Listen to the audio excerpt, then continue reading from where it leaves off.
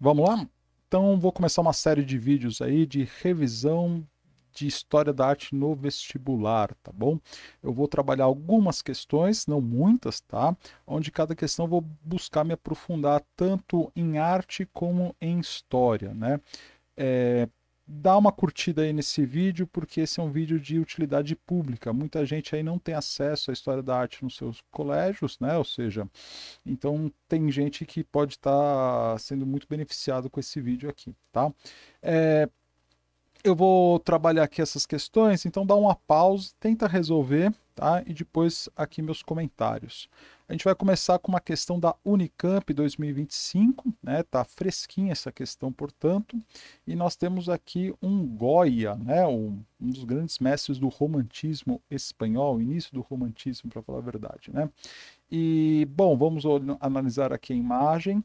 Não se esqueçam de sempre ler legenda. Legenda é informação e faz parte da questão, tá? Então tá falando sobre Goya e o contexto da obra, né? Então, mais clássico que história da arte que isso, impossível. Vamos lá, letra A. O pintor destaca o protagonismo francês ao mostrar na cena de fuzilamento decorrente da ocupação napoleônica da Península Ibérica as armas dos oficiais do exército. Bom, a cena não destaca o protagonismo francês, está do lado escuro da tela. Na verdade, nós temos, olhando aqui, o pessoal que em Madrid se revoltou contra as tropas napoleônicas e acabou sendo fuzilado pelos soldados franceses que ocupavam a região, tá? Então, obviamente, a A está descartada. B. O quadro enfoca a optar por representar em posição de mártires as vítimas do fuzilamento. Aqui está correto. Vamos ver a segunda parte. A simpatia da Igreja Católica Espanhola para com a ocupação napoleônica.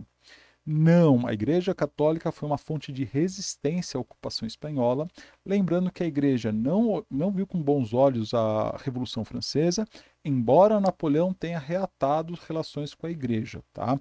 Mas mesmo assim era uma relação fria, né? Não de apoio entusiasmático, de entusiasmo a Napoleão, tá? A lanterna que integra a pintura do quadro, tá certo?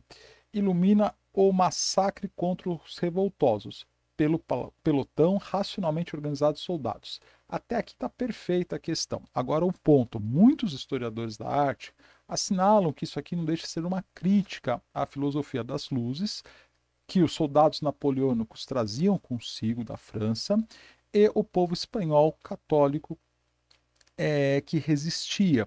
Então, o iluminismo aqui, como em vários outros locais da Europa, não é bem visto, né? Na Península Ibérica, durante muito tempo, houve muita resistência. Então, alguns alunos meus, inclusive, colocaram a ser, mas faltou aqui a última parte. Durante a Revolução Francesa. A Revolução Francesa acaba quando? Quando Napoleão chega no poder. Logo, você deve perguntar, professor, então eu preciso saber de de datas.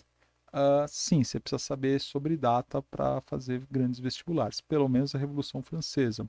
Professor, isso é injusto. É a vida. D.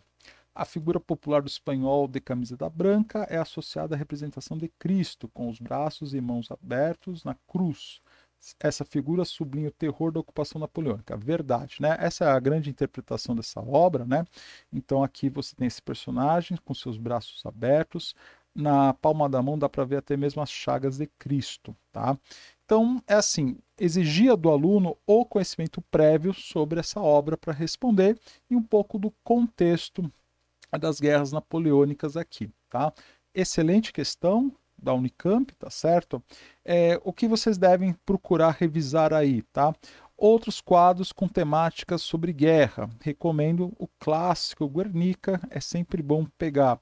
Existe também um outro quadro do Manet, a execução de Maximilien, se não me falha a memória o nome, também pode ser alguma coisa. Fotografias que retratam conflitos atuais são obras que podem aparecer aí no seu vestibular favorito, tá? Vamos para a segunda questão, Unesp, sempre a Unesp com ótimas questões, né? Aqui é uma questão de medieval que trabalha também história da arte, né? Giotto, pai da arte ocidental, que introduziu a perspectiva novamente, o gestual, as emoções, entre outras tantas coisas, né? Vamos lá, então nós temos aqui uma imagem que mostra São Francisco de Assis ajoelhado perante o clero. Sempre lembrando, o personagem com a auréola é o santo, tá certo? A representação expõe a determinação papal de que as ordens religiosas abandonassem a riqueza e as práticas de usura e venda de indulgências. Palavrinhas fatais para alguns alunos aqui. Usura é um empréstimo de dinheiro condenado pela igreja. Indulgência era uma espécie de carta de salvação para o fiel. Ele pagava, tinha uma carta que confirmava que os seus pecados estavam perdoados. Nada disso é desse contexto histórico, porque isso faz parte muito mais, a carta de indulgência, não a usura, a reforma protestante de 1517, lá do Lutero. Então não tem nada a ver, tá? O paradoxo entre a arquitetura sofisticada da edificação e o chão pedregoso, simbolizando as diferenças entre o reino eterno do céu e a precariedade da vida humana.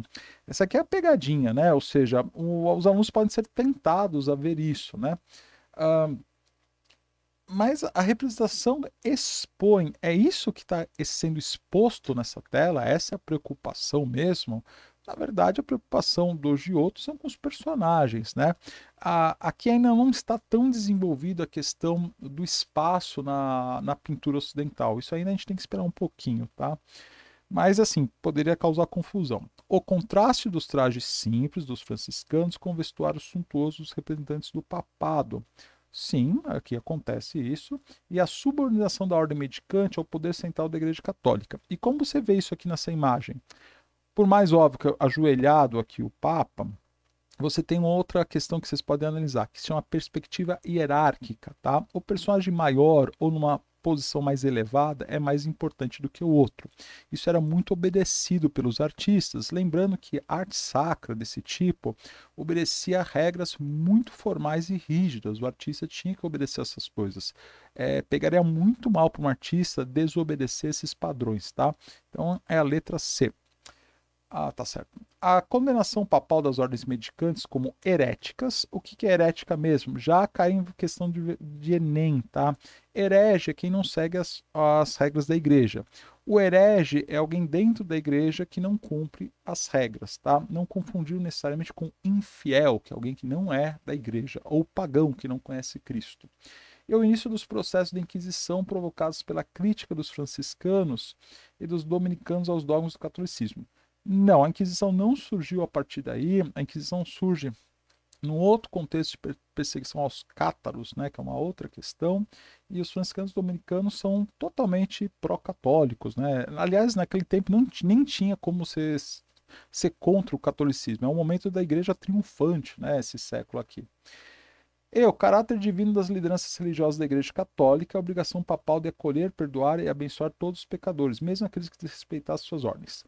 Tá, as lideranças religiosas da Igreja Católica não têm um caráter divino no mesmo sentido que era o faraó, por exemplo, tá? Sim, era alguém visto como muito próximo de Deus, mas sem o caráter divino, tá? E, assim, desrespeitou suas ordens, você ia para fogueira, então não tem nem um pouco esse caráter, essa questão, tá? Veja, o Papa aqui não usa auréolas, tá certo? Quem usa auréolas aqui é o São Francisco de Assis, esse sim com caráter divino na questão, tá bom? Então é isso, são duas questõezinhas aí. Aproveitem para retomar um pouco de igreja na Idade Média, porque é um assunto que tem aparecido mais, tá, nos vestibulares, né? Cultura da Idade Média é um ponto aí para fazer parte da sua revisão de Idade Média, tá certo? É isso aí, até a próxima.